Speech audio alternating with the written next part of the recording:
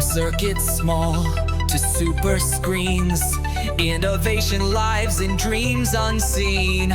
Lines. Bonjour à tous.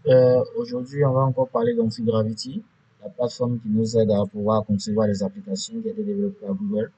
Donc aujourd'hui, je vais juste faire une présentation des projets qu'il y a développés avec Antigravity. Donc tout d'abord, vu que je les ai développés en un langage un peu connu, PHP, donc ce que nous allons faire, c'est de plutôt venir ouvrir notre serveur. Bon, pour ce qui concerne les serveurs, pour les personnes qui ont déjà pris ma formation, ils savent un peu, j'ai expliqué un peu comment fonctionne tout ça. Donc ici, on va juste lancer notre serveur là. Voilà. Et on va revenir sur notre navigateur ici. Et ici, on va venir taper, vu que nos projets sont en local. Voilà, je vais vous présenter trois ou deux de mes projets que j'ai eu à faire. Tout d'abord, on va commencer par ce premier projet qui est là. Voilà, une application de gestion qui a été développée grâce, disons, à Antigravity. Je l'ai développé là-bas. Ce que nous allons faire, on va rentrer sur notre logiciel Antigravity directement. Vous allez voir un peu tout ce que j'ai à faire avec. Tout d'abord, vous pouvez voir le fichier. Il y a un dossier qui va s'ouvrir ici, habits qui est là. Voilà, c'est une application de gestion pour vendre d'habits, des chaussures et un peu tout ça. Donc, tout d'abord, vous pouvez voir que le code qui a été généré est là. On voit que c'est du PHP procédural parce que moi, je suis un développeur PHP. Donc, je travaille beaucoup. La majorité de mes projets, je les fais avec du PHP. Maintenant, à gauche ici, j'ai eu déjà présenté ça sur la vidéo précédente. Je vous ai parlé un peu des différents modèles qui étaient là pour les personnes qui veulent avoir plus d'infos. Vous pouvez voir, je vais juste mettre la vidéo en fin de cette vidéo pour que vous puissiez aller voir. Donc, on peut juste venir sur notre navigateur ici. Voilà, vous allez voir, il y a vraiment énormément d'éléments, hein. Je lui ai juste demandé de me concevoir une application qu'un client m'avait demandé de concevoir et il m'a aidé à le faire. Donc, c'est ce qui est également que j'ai partagé dans ma formation codée avec l'IA. Je vous montre comment vraiment contrôler l'IA pour lui permettre vraiment de pouvoir créer des projets de façon exceptionnelle. Donc, pour les personnes qui sont toujours intéressées, le lien en description. Là, on peut voir ici, on aura la liste de tous les produits. Donc, ici, disons, l'utilisateur pourra ajouter les différents produits. Imaginons qu'il veut ajouter ceinture en cuir, il va venir choisir la catégorie. Voilà, si c'est pas un vêtement, c'est pas un pantalon, il va choisir divers. Il va mettre le prix achat, par exemple, imaginons que c'est 1000 francs, il a acheté à 1000 francs, il veut vendre ça, par exemple, à 2500. Voilà. Donc là, on va mettre le stock initial, c'est vraiment important. J'ai ajouté, c'est le client qui m'a demandé que je puisse ajouter cela. Donc, imaginons, on peut mettre 20 comme ça pour le stock initial. Ouais. Donc, ici, on va ajouter le produit. Donc, on ajoute le produit. Ici, on voit le message qui va s'afficher, qui s'affiche. Ça, c'est grâce à du PHP qu'on peut voir ça. Le produit a été ajouté avec succès. Et on va voir automatiquement que le produit va s'ajouter en haut ici. Ceinture en cuir, prix de vente 2500 stock, on a 20. Maintenant, imaginons, on veut modifier. On va cliquer là pour venir faire la modification ici. Voilà. Imaginons qu'on veut changer le prix. Maintenant, on veut vendre ça à 2000. On fait 2000 francs et on enregistre les modifications. Et après avoir enregistré les modifications, on peut également supprimer. Dans l'élément qu'on vient d'ajouter, on va le supprimer en cliquant sur le bouton ici, on va demander de supprimer et on le fait et tout est bon. Ici, il pourra créer des ventes, ajouter des ventes. Vous voyez, donc il va créer des ventes ici. Ici, quantité, on peut mettre un comme ça, ajouter au panier.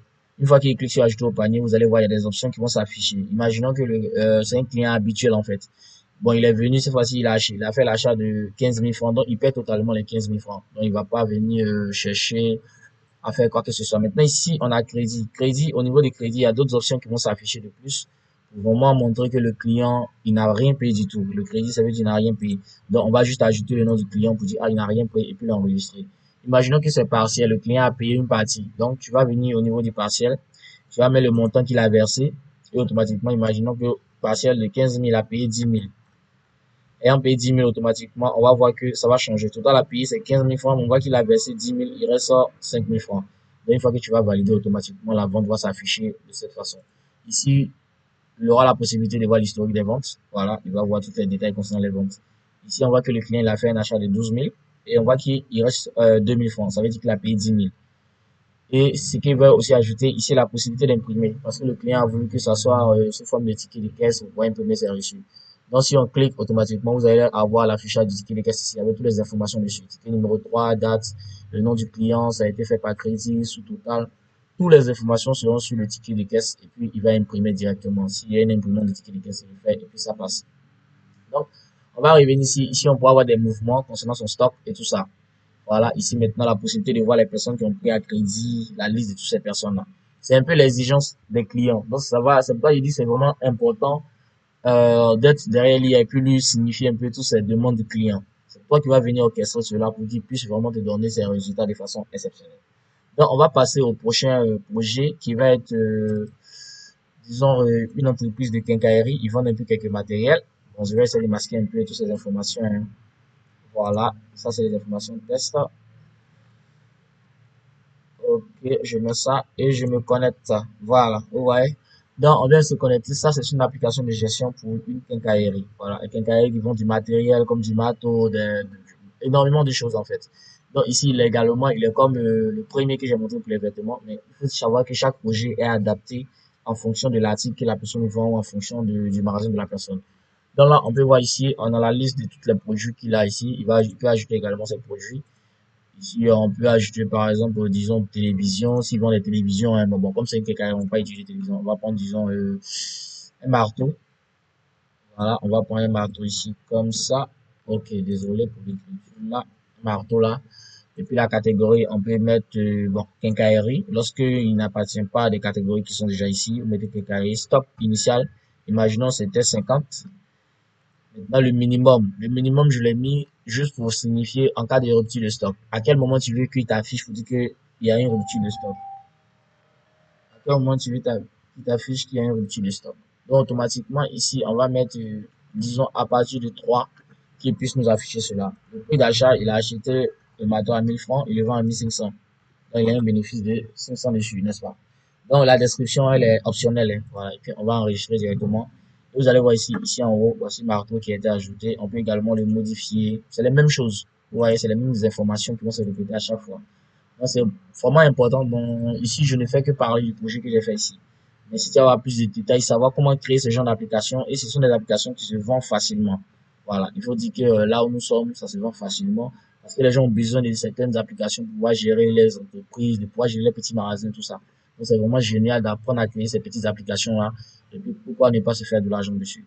Donc là, il a la possibilité d'ajouter les clients. Ici, il peut voir l'historique des ventes, crédit en cours. En fait, c'est les mêmes trucs qui se répètent. Voilà. Donc, c'est un peu, il faut dire que toutes ces applications, je les ai créées avec Antigravity. Voilà. Avec mes connaissances, je lui ai demandé de m'écrire ça et puis il l'a fait tranquillement. Maintenant, également, ici, on va voir le dernier qui est, disons, Top Chicha, je pense bien. Top Chicha. Voilà. Voilà, Top Chicha. Bon, c'est une entreprise qui vend un peu les chichas, tout ça. Donc, il m'a demandé de créer ça. Et je l'ai confectionné aussi. Et ce qui est intéressant avec ces outils, toutes ces 3 applications ont été créées en moins d'une journée.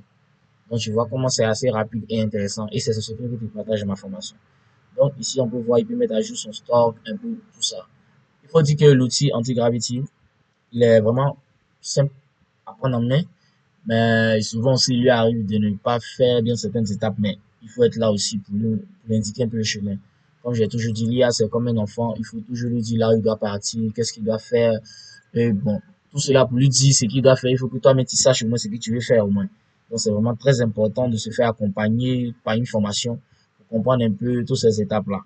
Donc, c'était juste une petite vidéo de démonstration pour Antigravity, pour montrer que c'est possible de créer des projets que tu peux mettre déjà en ligne, pourquoi pas, pour être utilisé par des personnes, tout ça. Donc, c'était un peu ça. Abonnez-vous à la chaîne, activez la notification. On se retrouve à la prochaine encore pour voir d'autres projets de grande envergure, surtout qui ont été développés par Antigravity, pourquoi pas. Donc, c'était ça. À la prochaine. Magic unfolds, fast and slick.